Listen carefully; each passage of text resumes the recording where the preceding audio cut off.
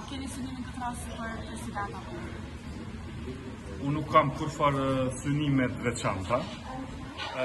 Ky proces në të cilën ndodhemi ne tash nuk zgjidhet duke I dhënë synimet tona individuale dhe personale. Ky proces zgjidhet vetëm atëherë kur partitë politike ulën, edhe së bashku e definojnë çka kemi nevojë dhe pastaj të arrihet kompromisi I nevojshëm. Deri tash, siç dini ju, ka ndodhur një sër takimesh mes kryeministrit Kurti, zotit Hamza dhe zotit Abdigjiku me presidentën Osmani.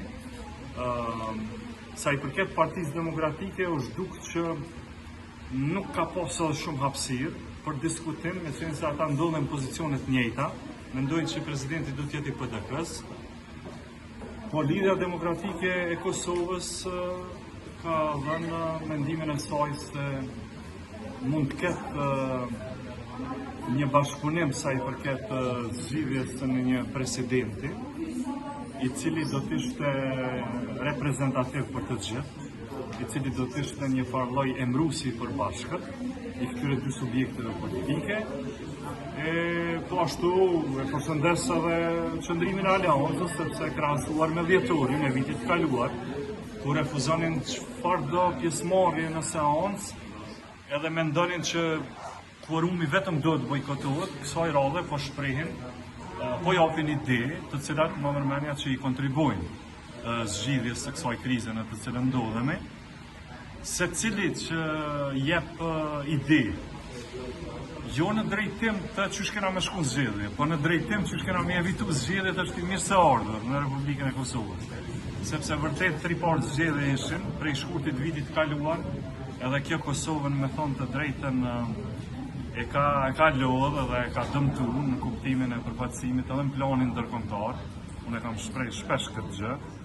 Domethënë kudo që shkohet edhe dëshiron të me zhvillu domethënë projekte të caktuara me qeveritë e vendeve të tjera, ata natyrisht që edhe kjo ndodh, siç ndodhi edhe me Francën tash, e patëm një vizitë shumë të mirë, por ka edhe qeveritë të cilat thonë që duhet të presim, duhet të ndodhë zgjedhja e konstituimi I parlamentit, zgjedhja e qeverisë tre, dhe nëse këto momente janë të shpeshta, për shembull 2 herë në vjet, 3 herë në vjet, kjo me vërtet nuk ka çush I bën mirë Republikës Kosovës. Kështu që edhe Lidhja Demokratike e Kosovës, edhe Aleanca për Ardhmërinë e Kosovës, kanë dhënë ide të cilat e shprehin një sinqeritet, sa I përket gatishmërisë së tyre që të mos qohet më vendin në zgjedhje të reja, por të ulemi dhe ta gjejmë bashkë një zgjidhje për këtë fazë. Zoti Vonjuca, në shtator ka me marrë vendimi për ish-krerët e UÇK-s në Hagë, cili ka me qenë qëndrimi I institucioneve të Kosovës në rast se ata do të dënohen. Unë bëj thirrje që gjykata e Hagës të mos bëj vendim politik, po të bëj vendim të drejtësisë. E nëse bën vendim të drejtësisë, ne të gjithë e dim çka është drejtësi. Se ne jemi dëshmitar këtu si popull, që lufta e UÇK-s ka qenë luftë e drejtë.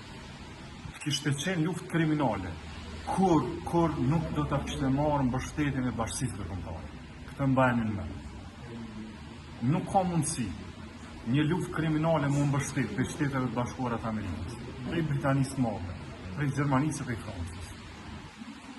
Generalët më të njohur të NATO-s kanë qenë afër me figurat e ushtrisë qendrore të Kosovës. Oficerët e NATO-s kanë bashkëpunuar në trajnimin e oficerëve të UÇK-s që lufta të jetë e suksesshme. Pse e kanë bërë këtë? Sepse ushtria jonë I ka kontribuar ndaljes gjenocidit Miloševićit. Kjo është kuptimi I luftës së UÇK-s. E të gjithë të akuzuarit në Hagë I kanë kontribuar këtij qëllimi. E kjo drejtësia, nëse vendoset me drejtësi, vendoset kështu.